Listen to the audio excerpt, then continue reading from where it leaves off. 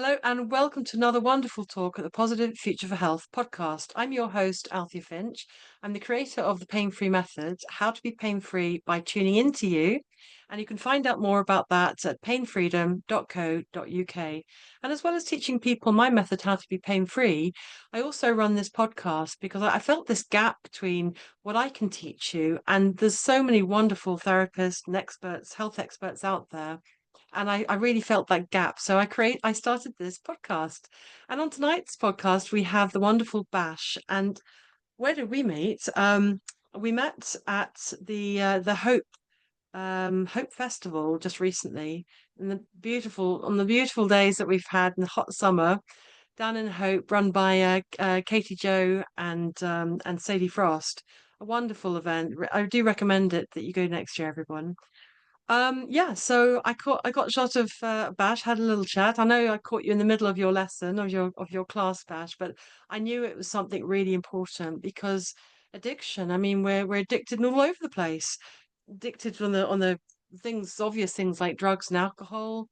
But what about the screens and the telephones and addiction to sex maybe or the addiction to work? And it's so easy to get into these kind of things, and I really felt it urgent to bring you in as something that would really help so many people. So, Bash, how did you get into all of this? Really good question. I had 25 years of my own deep addiction, I call it, cycles, where I started off for about 11 or 12 on slot machines, and then that progressed into drink, and then progressed into drugs, then you name it. If whatever there was to get addicted to, I would get addicted to it. Um, I can honestly say I've always wanted out, but I've never really found a way out.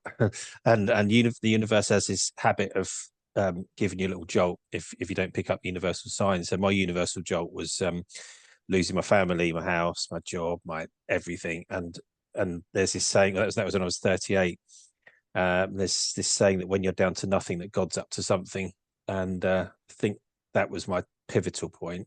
At that point, when a little voice went off in my head, and it was like there was somebody sitting next to me. Well, it's my own voice, but it's like I was sitting next to myself, and it said, "Look, Bash, you're going for a really tough time at the moment, and you need all the energy that you can get." I can literally hear it as I'm saying it. And by drinking and taking drugs and doing these things that you're doing, you're sapping all your energy. So it's got to stop. And it's like a switch went off, and I just stopped drinking. And that was the 5th of November 2007. So I'm on my 18th year, coming up for 18th year on this November. Um, so then I did 10 years of sobriety using mainly 12 steps. I didn't really have a method as such. I was just going to meetings and just seeing what happened. I just didn't drink. And then I had a couple of curveballs 10 years into my sobriety and ended up drinking again. And at that point, I realized there was a bit more to recovery than stopping whatever you're supposed to stop. So I got out of it. Luckily, I only drunk for about 5 days. And I got back into 12 steps. I got into my own counselling therapy, back into therapy, counselling therapy. Got into counselling training, read a load of books, just had a general sort of overhaul of my sort of existing knowledge. And then part of that journey when I was doing my training was journaling. And as I journaled, I noticed I was almost writing chapters about addiction. And I showed a couple of people. I said, "What do you think of this? And what do you think of this?" And they said, "I was really good. This, you need to go somewhere with this." So I ended up creating a program 6 years ago from the roots of my journals. And I found a guy on Facebook because I needed something to run the program. So I wrote this program and I wasn't sure if it would work or not. So I found somebody on Facebook. He had a gambling addiction. And I said to him, "Look, do you want to have a little go on this program?" I could see he put a post in there saying that he's lost a load of money, he's going to lose his family and his house and his job and blah, blah, blah. I said, "Look, do you want to try this program out that I've just written?" He goes, "Look, I can't, I haven't got any money." I said, "I don't need any money. I just want you to run it and just see if it works." So we spent the next, 4 or 5 months running the program, each little session at a time. So the way I ran it was we read it together each session, and then it opens up a conversation. So I still run the same sessions now, but they've been updated recently, so I can run the same session 50 times, but there's always a different conversation to be had around each session, depending who it is, because we're all wired up differently. So addiction plays out in every single person differently. So I never call anybody an addict. There's certain principles of this program which are a bit indigenous to the actual program itself. And that's not being anti other systems. It's just what seems to work within this arena of recovery, which I found or created. And that's not calling yourself an addict. Number one is you're not an addict. That's like rule number one, right? So it's something that resides within you. So if you said to me, "Oh, I've got arthritis" or whatever, I wouldn't call you an arthritis, because that's identifying you with whatever it is, right? So by saying you're not an addict, you're sort of creating a divide between you and it, right? So there's the dysfunction. The dysfunction is the addiction and how it plays out, and the opposite of dysfunction is structure. So once you've created a divide, you can then use your superpower, which I think we mentioned before, your superpower of creation, which we've all got, and we can create some structure to counterbalance the dysfunction, right? So there's some of sort of the basics of it. As a whole, you did a diary through your own experience, yeah. and then you came up with a formula. Did you sort of use it as you came up with it, or were you better and then you look back at your diaries? Was it sort of Well, hand it in just sort hand? of evolved as I noticed it evolving, each like section, if you like, and then I sort of divided it all up. That's when I started expanding on it and creating new chapters, as in, because what people don't understand about addiction is a lot, and this is why the recovery rate's so low. I mean, barely, there's not many recovery programs that break 10%, like AA, NA, rehab's like 8% recovery rate. That's the last stats I saw.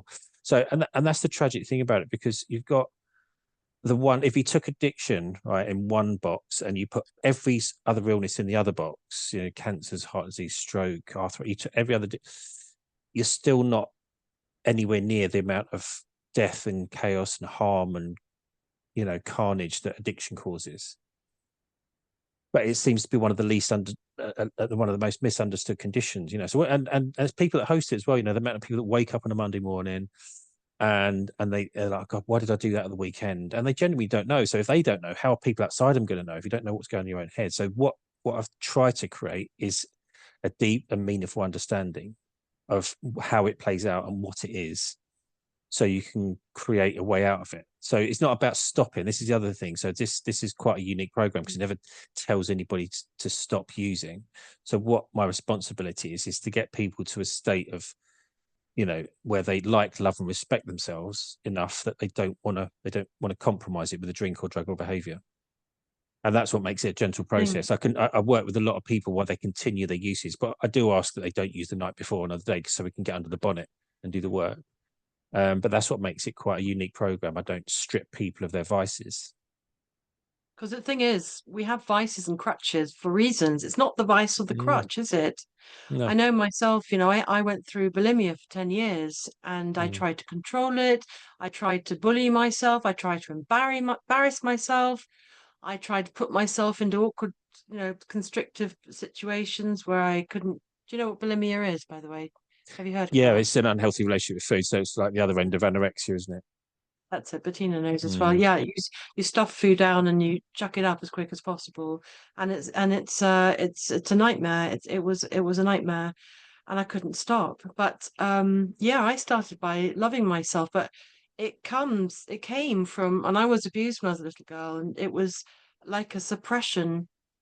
I wasn't addressing anything, and wasn't even thinking about that anyway. I was just my thinking was I was trying to control myself. Yeah. My And control the tears. feelings in particular.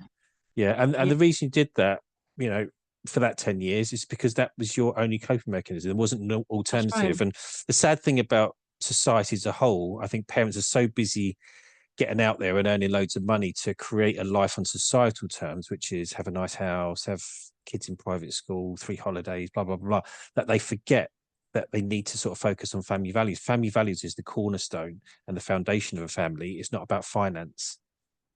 So There we go. There we go. so we have a complete rebrand of what a successful person looks like. So on the program which I've run, or which I run and operate, written, that we don't aim for success on societal terms. So we aim for success on the 5 outcomes. So the 5 outcomes we're going for: sobriety. Again, it's not the most important one. You know, some people do the other 4, but they don't quite get the sobriety, but they might cut down with it. Number 2 is living your life on your terms, which is really, really important. A lot of people live life on religious terms or family terms or societal terms. Living life on life terms. So when things come up, deal with them, don't run away from them. And probably the second most important one is getting emotional maturation. Because when we're in addiction, it's all very immature and infantile and irresponsible. So it's about reaching that level of emotional maturation.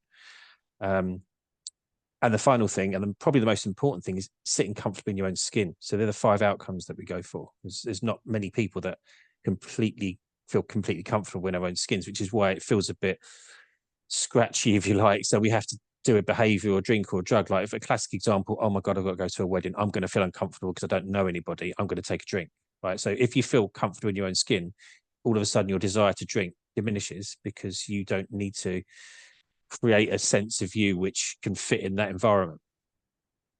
So you're actually meeting the social anxiety rather than running away from it with a drink or a drug.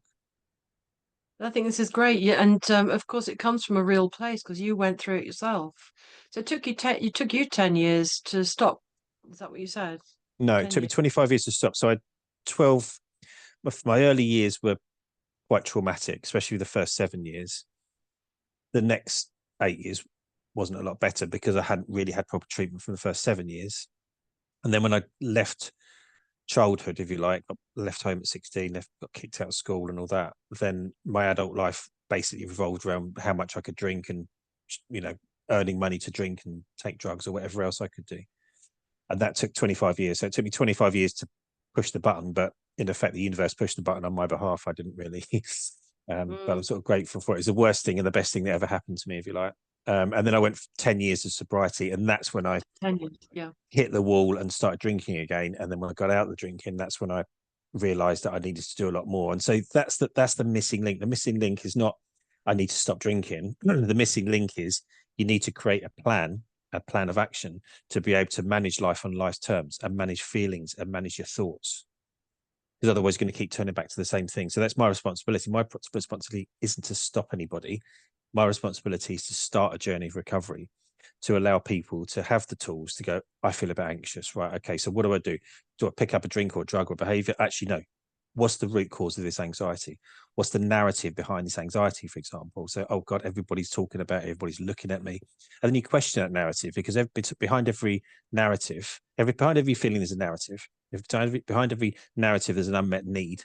And you can oftentimes meet that need, because once you've looked at that narrative, oh, nobody likes me, you know, you've got a need for reassurance, you've got the unmet need of validation, comfort, whatever it may be, and then that's where you're going in. You're going in at that angle rather than going at the opposite angle of picking up a drink or drug and turning all the warning lights off. And in that hotspot moment of you want to drink, I mean, it's quite a heightened moment of intensity. So is it like it took you 10 years? No, you took 25 years, and then it was losing your family and losing your wife, did you say? And your whole world sort of stopped. That was the clincher then, was it? That was the moment of, hang on a minute. Yeah, something's got to change. Well, there's a saying in 12 steps that addiction's like an elevator. It's a progressive illness. You can get off at any level, but most people get off in the basement at some point. If you don't, but this is the thing, if you don't do, it's very easy to think, well, okay, I'm in control, I've got this, I'm still working, I'm still doing this, but you might still be working, you might still paying the bills, but it's the other negative impact. So it's not about how much you do or how often you do it, it's the negative impact that it has on self or others, and others rather. So and this is where people like me that host addiction, we don't have a choice whether we use or not. It's a social responsibility, because I've got a disease that bleeds on other people. So I don't have a choice whether I pick up a drink or a drug or not. It's a social responsibility for me not to do that, because it brings out when I and anybody is in the deepest, darkest addiction, we're like the ultimate narcissist. We don't care, or the addict energy doesn't particularly care the negative impact it has on other people. You don't, you're very selfish, isn't it? I know when I was Mm. smoking or even going through that, I mean, you don't, you go in your hole inside, don't you? And you just do it and stuff Yeah. anybody else. That's sort of Yeah. how it is, really. Mm. And how do you address that part of it? Is it by the loving and supporting, creating, addressing what's really going on? Is there a certain point where do people come to you at that last moment? I know with my bulimia, I was finished. I couldn't take it anymore. I was at the Mm. I was at the bottom of the barrel, Mm. and I saw an image of myself. I just got to the point. I tried everything, as Mm. everybody says, tried everything, and then it got to the point. I just thought I can't take it. I've run Mm. out of ideas, and it was still really bad. And I saw myself chucking up in the future as a little old lady, and I thought, nah, Yeah. don't want that.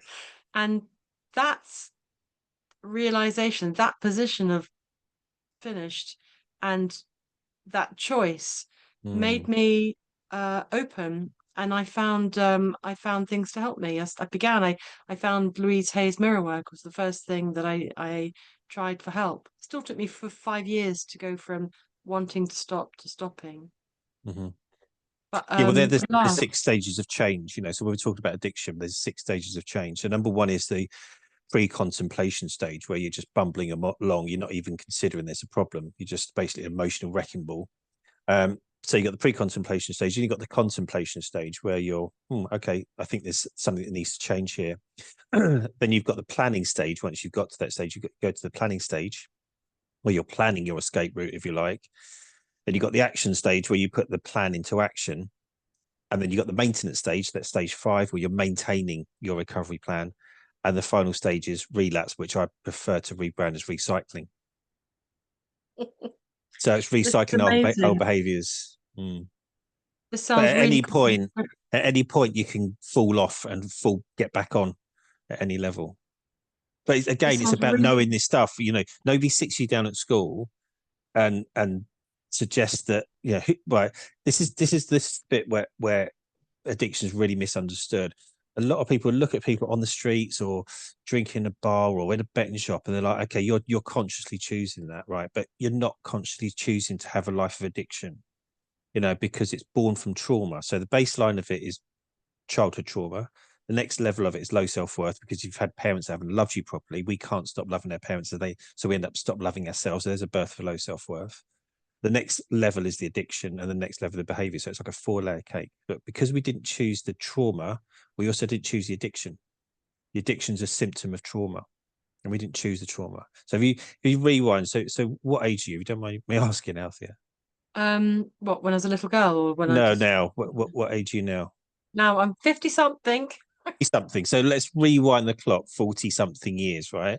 You're in your classroom, you've got all your 10-year-old cohorts with you, and they're like, oh, hands up who wants a life of addiction. Okay. And they're like, well, what does that mean? And they're like, okay, well, it means you're going to lose a lot of jobs, you're going to be very short of money, your relationships are going to Feel be like shit. feel like shit, you're going to feel a constant state of angst. So, write a little book, and they're like, who's going to put their hand up? Nobody's going to put their hand up, right, for that. But you can pretty much guarantee probably 30-40% of them are going to have some sort of addictive cycle play out. So it's not a conscious choice. And it would really help if people that didn't have addiction understood that it was not a conscious choice. Then that way that they can treat us with a bit more compassion and kindness and patience and understanding, rather than vilifying the whole thing. I'm so glad you came on the podcast. I think this is so important, and it sounds really real because it's your lived experience. It's real. It is Mm, real. It's well practiced, and mm, I'm sure there's your words are reaching out to people. I'm sure it is. I mean, I remember when I was going through hell, I wanted hands to reach in and just reach in there, and I was in a horrible place. I was trapped, mm. and I love your structure of love and support. So, Bash, can you tell us about? So you've brought the lovely Stuart on today because he Yeah. went through your program. Yeah, well, he's started. He's probably Ah, 20% in at the moment, but he's done really, really well. okay. It's the online at the moment. I've got two Stuarts. I'm hoping one of them's Stuart.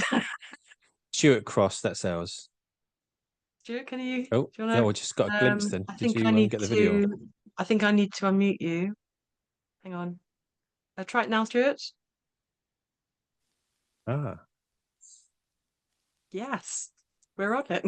hey, Do you here want he to is. go ahead, both of you, Hi, and Stuart. share your story and share what happened to you? Oh, hang on. Can't hear you, Stuart.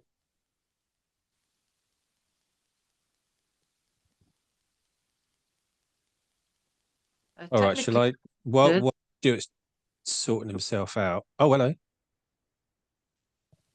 No. While Stuart's sorting himself, okay, so yeah, we've been working together for about 10 weeks. He might correct me on that one. Yeah, we got a thumbs up for that one. And he's doing really well. He's been basically started about 5 years ago an unhealthy relationship. I won't mention substance or whatever it is until Stuart's ready. But we've got a lot of sobriety. So we've had. Are you all right there, Stuart? Oh, I can just about hear you there. something funny going on with the I definitely heard sound. something. While he's trying to sort out can you, Yeah. Bash, can you tell us about someone that you've taken through your program and what happened to that gambling guy? Oh How did yeah. that? Okay, right, so, yeah, and he's so what we now. But he's. I was talking to him the other day actually. So he's 5.5 years sober now. So he was my first official reborn client.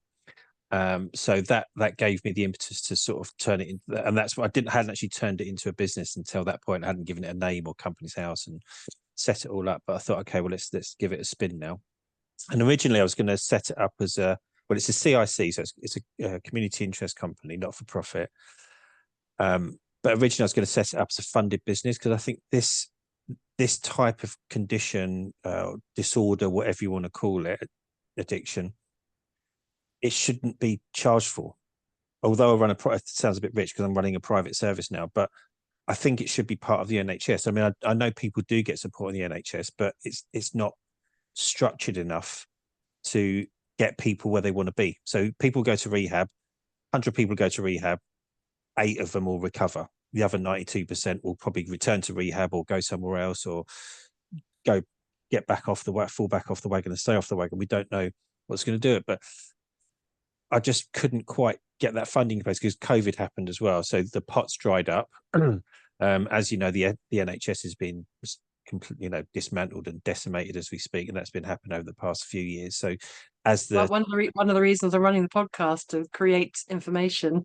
yeah, well, this is the thing, we've got to look after ourselves now because we don't have the same social NHS system that we used to have. We still have one; it's still officially there, but it's not. I just don't think it's equipped to deal with this type of thing. It's underfunded. If you go to a GP, they're going to say, "Okay, off you go to CGL, off you go to Star, or off you go to wherever it is." But they're not really trained. This is the thing. GPs trained in so many things, but they're not trained in the one thing that causes more death, chaos, carnage, pain, and destruction than everything put together. I mean, do the maths.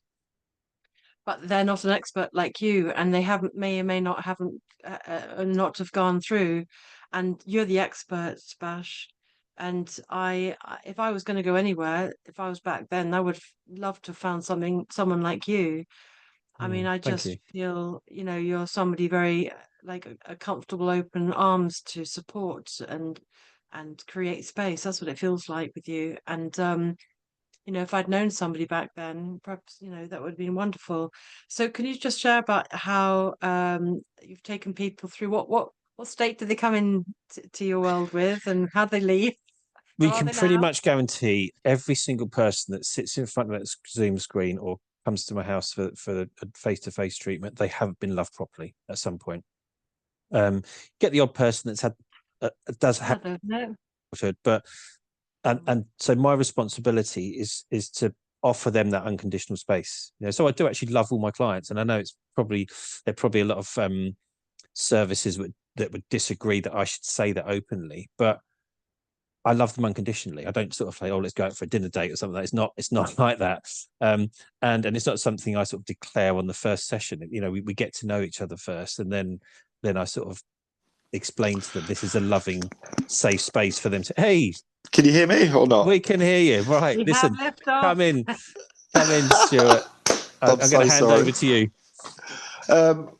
Right, can we go back? Because I don't know what you said. I can't remember what you said. Right, just give I'm a so flustered. intro. Give us a brief intro of your journey from. Yeah, I'm 11 weeks now. Sobriety, which is crazy. Can I allow Bash to sort of explain my story a little bit? Is that okay? Or I prefer it that way personally. I'm not very good at storytelling. It's how graphic it be as well. Completely okay. open. Yeah. So all right. So the addiction was cocaine, right? The addiction was for 5 years. Yep. Couldn't find a way out. You wanted out. Yeah. And it took whatever it took 10 weeks ago for you to hit that wall and go, right, I really want out. My partner to kick me out. Yeah. So we're working on getting you back home again, aren't we? Which we're trying so bad. Yeah. But it's 11 weeks now.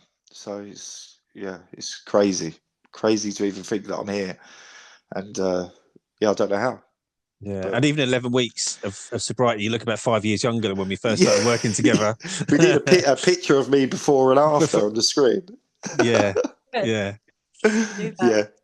We should definitely do that. 100%. I looked 60 years old probably. This is marvelous, Stuart. It's really marvelous. And so did you get a crunch point too? You got to your girlfriend kicked you out. Crunch point, was that the crunch point? That was it was bad, and the relationship was bad, like really bad. We both knew it, but she didn't have the strength to do it, and she found it, thank God, and she did it. And she's stuck by her guns, which is amazing, because I think if she hadn't, it would have been a completely different story now. But it's hard. That forced you into sort it out then. So it was the cocaine that was making them mucking things up. Oh yeah, completely. Everything, money, family, relationship, it just completely blows it out the water. And unfortunately, there's no help for it, really. There's, mind, I think, help you a little bit, places like that. But there's not like heroin, where there's drugs to help you. There's literally nothing. So it's hard. I think I don't know the cocaine well, but I hear that it's very addictive, like most drugs. But it's not as Bash was saying, that's our crutch, isn't it? Whatever we choose, it's actually the crutch. Yeah, it doesn't matter. It could be water. It could be anything. Cleaning. It would just take over your life. Like Bash said, it doesn't matter what it is. Hi Bash. It's just so I've never done this. I've never done this before. So yeah. Oh, I'm really grateful for you coming on, because he is sort of a proof in motion, isn't it? Really. I'm sort of. He's maybe he's prodigy. I don't know. He's amazing guy. And I love his energy. I love his comprehensive, and it sounds really good. It's something that when I was back then in my hell, it sounds really loving and supportive. That's exactly what it is. It's not like going to a therapist, to an office, sitting there with no emotional connection. Bash is more emotional. When I see Bash, I have a hug with Bash. I'm not necessarily friends with Bash, but that's how it comes across. You have to keep sort of a separation between being friends, obviously, and being a patient. But how's it been? How did you find each other? How did you find Bash? I don't know how much I can really say. My partner is back. You're allowed. Can I say this, Bash, without names? I think so. Yeah. So my daughter and your partner worked together, and that's how we made the connection, wasn't it? Basically, my partner saw Bash. I think it was down the harbour in Eastbourne, and she thought it was karma. It was meant to be. She truly believed that it came at the right time. So that's why I'm here. So we had a conversation for 45 minutes or something, and then that gave her, I think it gave her some hope that there was a way out of it. But she had to play her role, and it was basic to step up to the plate and say, right, I'm putting a boundary up against this, because every time that it was going on, by forgiving it, it Yeah. was enabling it, wasn't it? And she stopped enabling it, and then that gave you the opportunity to find an escape route. Well, yeah, because she there was no like, she knew exactly what was happening. So it wasn't like I was hiding it. So that was even worse, because obviously she knew what it was doing, what was doing it, and yeah, so it was a lot harder. But my meditation and stuff that Bash tells us to do, I'm not brilliant on it, but it 100% makes me a lot better when I do it. It cheers me up in the morning. So yeah, everything's just amazing, and I'm not the easiest person to work with. Bash should tell you that. Especially when it comes to technology, I'm useless. But yeah, without him, this journey wouldn't be here. 100%. And what has it been like? I mean, were you skeptical? Did you feel sort of pushed into this with your girlfriend, or? So we tried this last year. So I was there before, and I think I did 2 sessions, and I weren't ready. And I put my hands up. I said, I'm not ready. So a year passed, and she kicked me out, and yeah, I started again. But without it being there, I couldn't do it. I wouldn't be here 100%. The word, I think, yeah. So I was homeless for a couple of days. I slept in the field, and like time, it was hard, and things could have gone a completely opposite direction for me. But I was lucky enough to have Bash on my side. So yeah, yeah, and things look a lot brighter now. Yeah. And is it continuous? Do you feel that you got the hang of you got your structure set up? Because we were talking earlier about how it's never about the addiction. Like you say, it could be water. Yeah. It's about I know, like Negative myself, impacts. Yeah. What negative impacts of what you're experiencing inside. And I really hear you when you say when I was abused when I was little, it was exactly that. It was like my parents weren't there, and I was like, okay, So yeah, okay, that's what my history is. really, Not from damn it. not from my parents, from my stepdads, or my mum's boyfriends. Not my stepdads; they were never married. But yeah, it was physical abuse. And when my daughter was born 4 years ago, it brought a lot back, because I became a father for the first time. Everything came back to me, and it just got worse and worse. And I used that just to deal with it. But up to that point, I hadn't really thought about it too much. But having a child made it a million times worse. So yeah.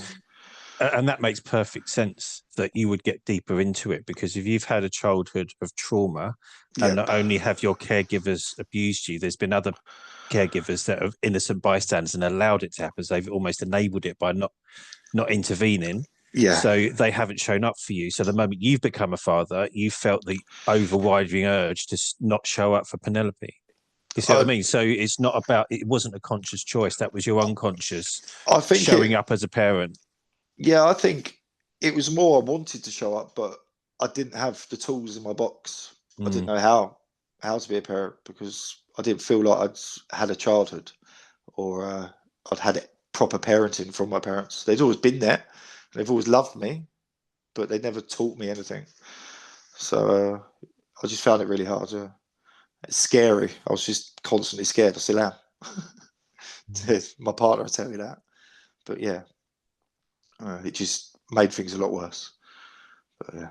That's the thing, because life kind of shows it does the circles, doesn't it? It shows it back at you. I know with myself, I didn't talk about my childhood until I was 30, and I was sort of giving it out there in the world, giving. I became a natural therapist, hands-on treatments, like massage things on people, and Okay. I would give, and but I had that little voice like, I needed that. I need that loving touch, that deep connection to me. And I wasn't listening. And at 30, as life does, it sort of kicks you in the butt a bit. And I got dumped by my partner, and I I went through some sort of breakdown thing. That's when I actually created my method, because I realized what the key of healing was for on my journey. But yeah, it took life to sort of kick me to say, not that way, that way. yeah. And then having children, I really hear you. Because it all brings it home, doesn't it? I look at my children, I think, oh my gosh, Yeah, 8. That's yeah, a baby. How could they, yeah. Well, my it daughter just just turned. brings it back. Yeah, she just Sorry. turned. My daughter just turned 4, and I don't know where that time's gone. And unfortunately, because of what happened, I've missed so much. And yeah, it's just So you're on constantly it now. trying. Yeah, I'm trying. You're trying. And that's the thing, isn't it? Give it a go. I know with bulimia, it took me 5 years to stop, start, stop, start, stop, start. Yeah, every day's a fight. Because it goes way back for us. Bash, is it always childhood stuff? I'm in my world, I know that the way that I teach healing is when we have physical conditions which present, I show people how to, it's not the problem, that's the beginning of the story actually. And it's the what's inside is the thing that needs peace with. But I in my world I see a lot of people tell me it's childhood stuff, and I'm like, it's so sad. And what do you see, Bash, with people with I'd say addiction? 90% of people, I'd say about 30% of that 90% will say, actually, no, I had a really, really good childhood. But when we start doing the work and we explore it, and they're like, oh, is that not normal? I said, no, no, no, that's trauma.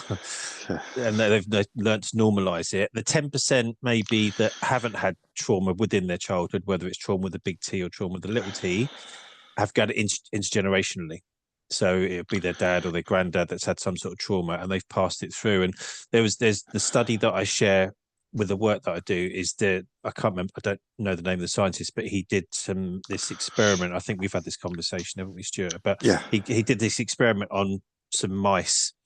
So he got them to sniff cherry blossom, and when they sniffed it, he gave them an electric shock, and they got to the point where they were scared of cherry blossom. Right? Then what he did, he bred them by 5 generations deep, so their great grandchildren.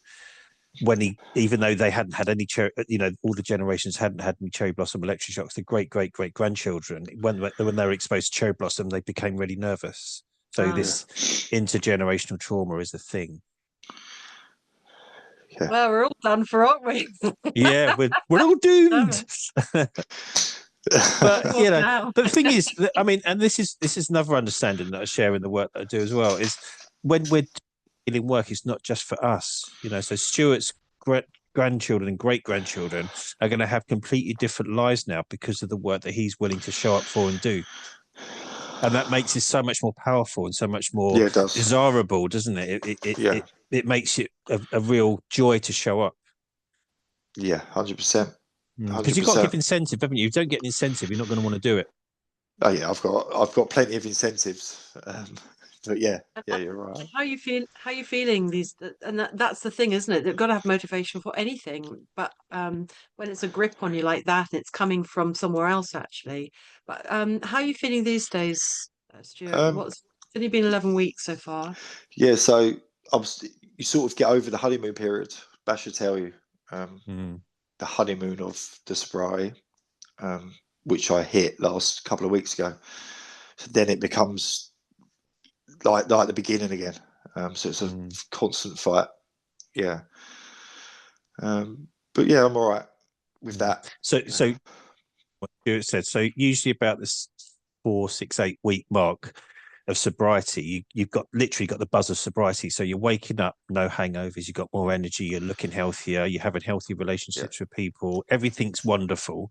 So you basically got the buzz of sobriety. But once that, like all buzzes, it wears off, then all of a sudden you're craving something else, and then you start heading in the wrong direction again. But I always describe that to people within the first sort of couple of weeks so they can be prepared for it and they can put things in place. So the best time to fix a roof is when the sun's shining, right? So whilst the sun's shining, let's get the plan in place for when that sort of crash happens, and then you'll be prepared for it. Yeah, completely agree. And do you see somebody every week, or they can call you up anytime, or is it a structured thing that you take them through or something? Because so it's all the same program. There's 28 sessions in the program, and we go through each session in great detail. We read through it between us. So either Stuart will read, or I'll read, or we'll read it between us. And the 4 things we look for is we look for anything you want to explore on a deeper level, anything that evokes a memory, right? So we'll explore that. Anything that evokes a thought, so and anything they want to take notes on and just explore at a later date. So we're going through that text together, and we're trying to generate a conversation and have the sort of conversation that you'd never have with anybody else, because you're creating a safe space to be completely vulnerable, because addiction hides in a shroud of lies, deceit, denial, isolation. And what we do is we blow the cover off. Horrible feelings. Because the bottom line is, Althea, anything that anybody's done, I've done it 10 times. I'm a 55-year-old man that's had 25 years of addiction. So I never get anybody come up to me and go, oh, do you know what I've done? I'm like, no, because, and that's why I've rebranded the relapse recycle. Because it's a nicer thing. It's a nicer thing to sort of fess up to, isn't it? Oh, okay. So if somebody has, like, say, 2 months of sobriety and they're like, oh, I got on it last weekend, I'm like, great, well, let's have a conversation about it, rather than, oh, what'd you do that for? That's not progressive. What we've got to do is look for because that's a recycle. You're recycling an old behavior, so that's where all the juice is. So we've got to really look at that weekend or night or whatever it was and work out what it was that got you in it. You got to find the clues so it doesn't happen again. So in the nature of this program, when people do have a relapse, and it happens often, or recycle, when they come back, the perfect program is the one where they come back stronger. So the recycle doesn't weaken the person that's hosting addiction; it strengthens them. Yeah, and it's, of course, it's not going back, because it's a different moment in time. You've learned some stuff. You've tried some stuff. You've had that honeymoon period. You've had some successes now, and now they've got you on their side and structure, or knowing what they're supposed to do. So it's actually, I call it another layer of the same story, another layer to be released and healed and addressed or something. I can't believe how quick the time's gone whoosh. And Can I say something on the program? yes, please do. Oh, maybe not. Don't leave the suspense. Oh, here we are. Oh, yes, say. Can you hear me? Something. Yes, what is the something? Holding my breath. So with the program, it's not set in stone. So depending on what's going on in that week, it can be changed. So if you're having problems with past events, we can go to that part of the program, it's not set in stone in the way the program's done, which is amazing. It's not linear. It's not linear. No, because the thing is, it's much better to work with somebody when something's alive in them. So if I work with somebody and they're like, okay, what's been going on for you this week? Well, I've fallen out with my boss. We're not getting on well, blah, blah. Okay, let's go to the non-violent communication session, and we can work on how to have a healthy relationship with the boss to resolve the trauma and the issue or the resentments or whatever it is. I think we've done a couple, like a few times, because I've been struggling with that. So we've gone back. It may be another session added, but it really helps. So that's what I like about it as well. Sorry. Yeah. Thank you. Thank you, Stuart. So if anyone would like to ask some questions to Bash or Stuart, if that's okay, Stuart, or if you want to share your own story, somebody.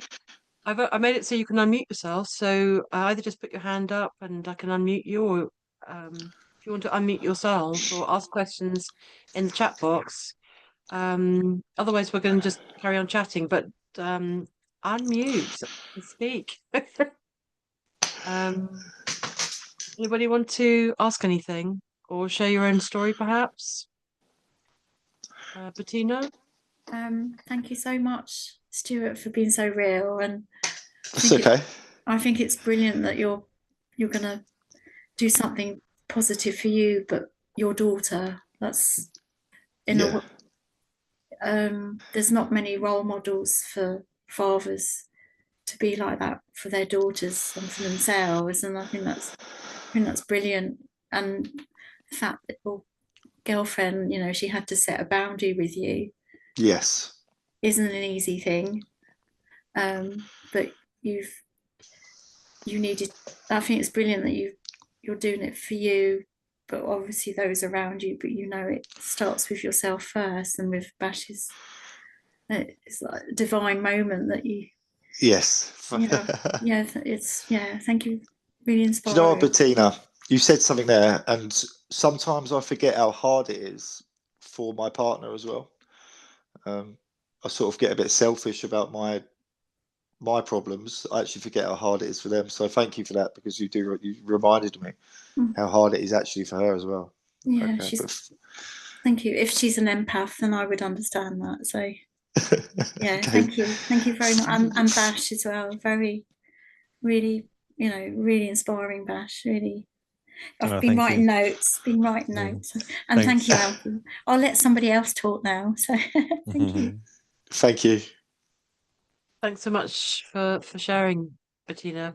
Anybody else want to ask a question? We've got a few more minutes left, and do please get in touch with Bash, because if you're struggling, or if you know somebody who's struggling, I I I think he's wonderful. I mean, I haven't done your course or anything, but the way you've been talking, the way you set it out, it sounds really comprehensive, and clearly it's not an easy journey, but it sounds like it works, and it sounds like it's got all the ingredients in there, and the right attitude. And as you say, you can't go to the NHS really. I mean, I think it's a bit of a needle in the haystack. Personally, I think that saying what you do and how you do it, I think that's all people need to know, because it just sounds right, and it comes from, as you say, 25 years of your own experience.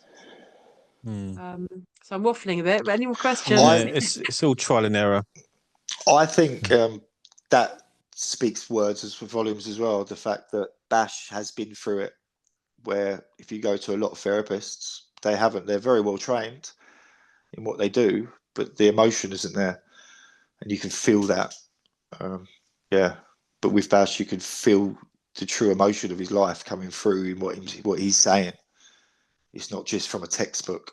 So yeah, Proven method. yes.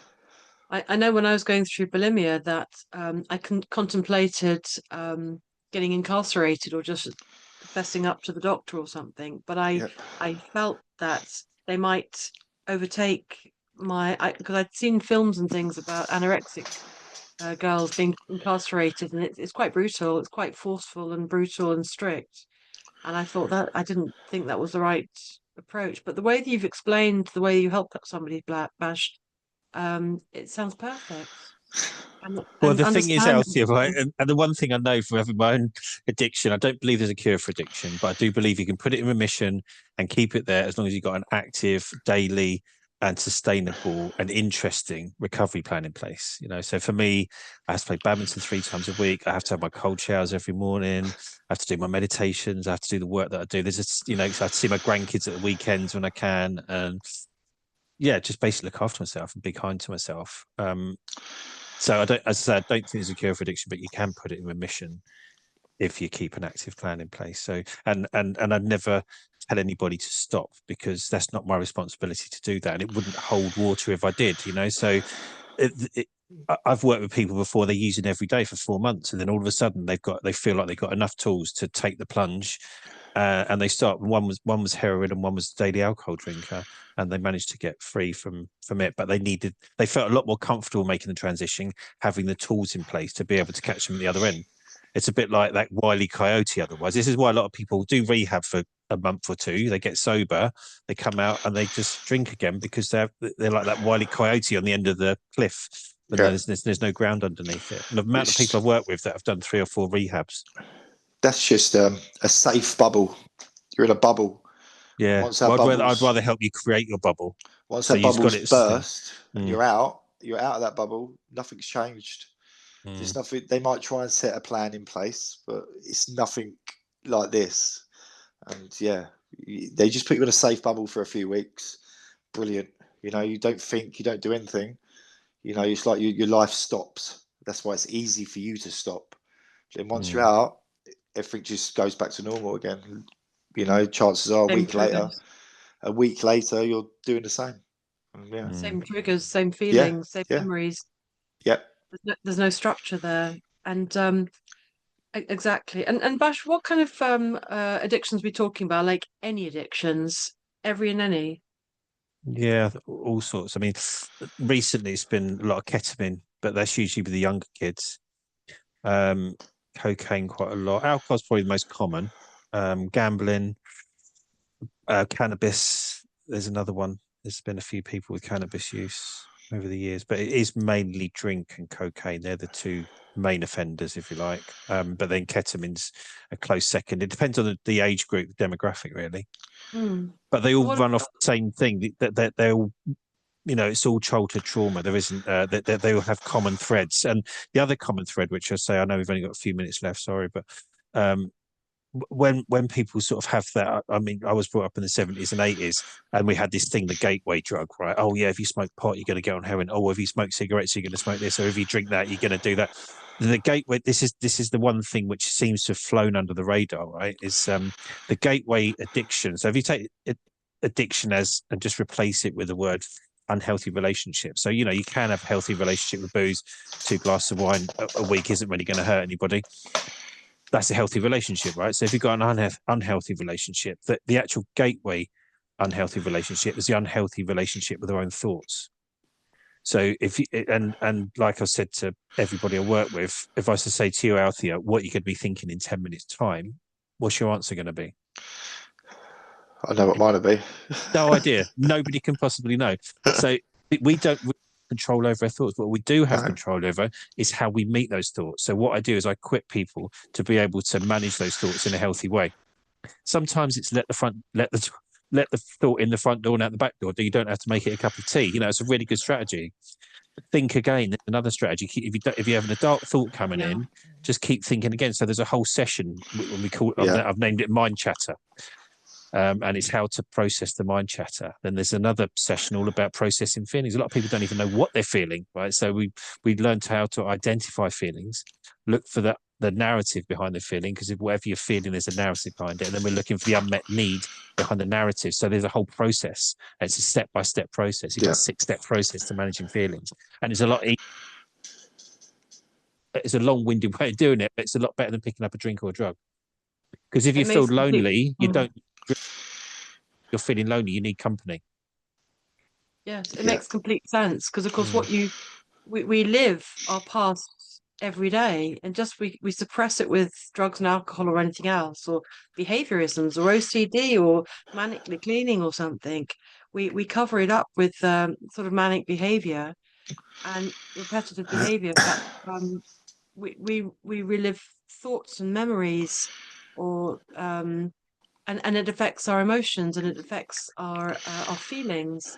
So what you're saying, I think it sounds so supportive. You're putting that supportive stuff in there, so you've got that stuff to fall back onto. The bigger picture. You're not fighting that addiction, which is you're in a fight, aren't you? You have to. You're addicted. You have to keep doing that thing. No, what we're doing, sorry to interrupt, is we're taking that same addict energy, right?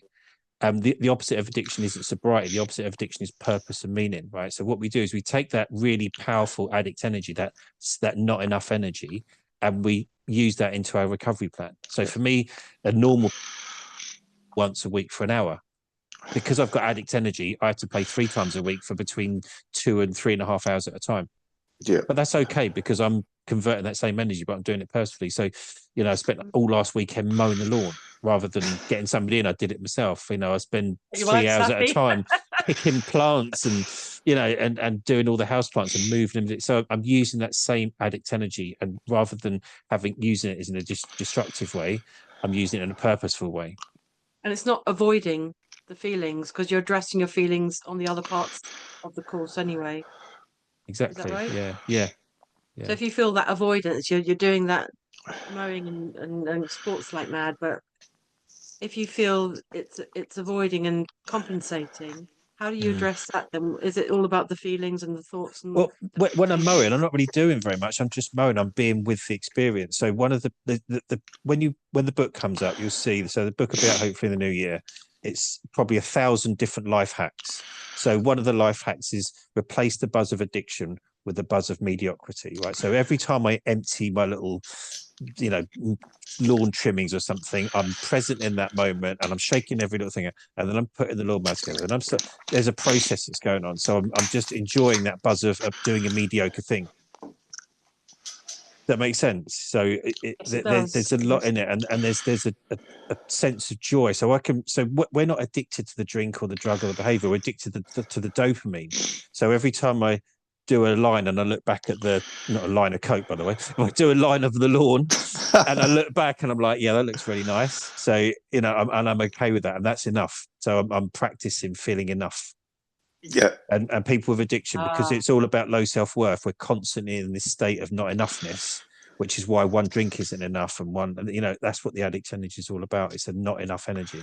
So I take that not enough energy and I apply it to a lawn. Right, that's not enough, so I'm going to just do another layer deep. I'm going to leave it for it. I'm going to seed the lawn.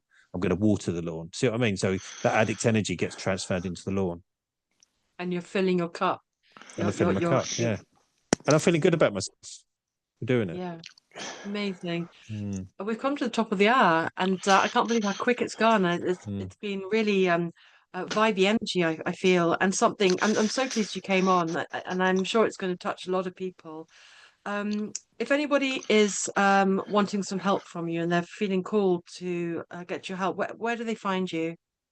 Just do a search for Reborn Recovery. It usually comes in the top 2 or 3. And you can just contact Reborn Recovery. Yeah, it doesn't matter how you spell it. And you help people over the phone, online, on Zoom, or in person, or whereabouts are you? Based in East Sussex, near Battle. So I can do face-to-face, or I can do Zoom, whichever.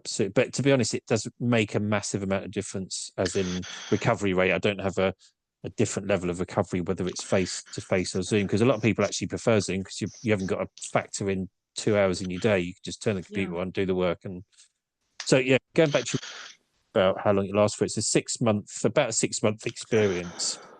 So it's like 1, maybe 2 sessions a week, depending how many you want to do. There's work to do in between. You've got a group chat, which there's about 45 people that have run the program and they're living happy, sober lives. So you're part of that group. Then there's also a buddy system as well. So, and again, it's all part of the same deal where you're working with somebody that's deeper into their recovery journey.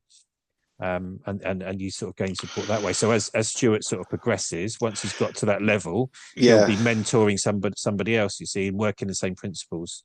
So it's a multifaceted approach. This is lovely, really supportive, and really, it sounds just really kind and loving, and well-trodden path of tried and tested method. It sounds very loving and supportive. So, Bash, thank you so much for coming on and sharing this. So important. And Stuart, thank you so much for sharing and being brave to share your story. And it's an absolute pleasure. Wonderful. And we do have more podcasts coming up, so do book on to the next ones. And wherever you're listening to this, on whichever podcast platform you're listening to, click the notification bell and like and share. It helps us spread the word of Bash and to help many more people. So do click the links. And yes, please. One more thing, just look out for the book. The book's called Addiction Isn't a Dirty Word, the same as the title of this thing. So that should be coming out in the next, hopefully, 3 months, I'd like to think. But yeah, look out for that. And when it's out, Bash, do let me know, and I'll put it with the together with your replay. No, lovely, thanks. Wonderful. And all the replays you can find at painfreedom.co.uk. Just go to Pain Freedom and you'll see where it says podcasts, and scroll down. You see all the replays, including Bash's one, which will be out tomorrow. So thank you so much, everybody, for joining us. It wouldn't be a podcast if we didn't have the interaction, those listening and those sharing your knowledge. Thank you very much for Bash for sharing your knowledge, and again for Stuart. Have a wonderful evening, everybody. Thank you. Thank you. Bye-bye. Bye.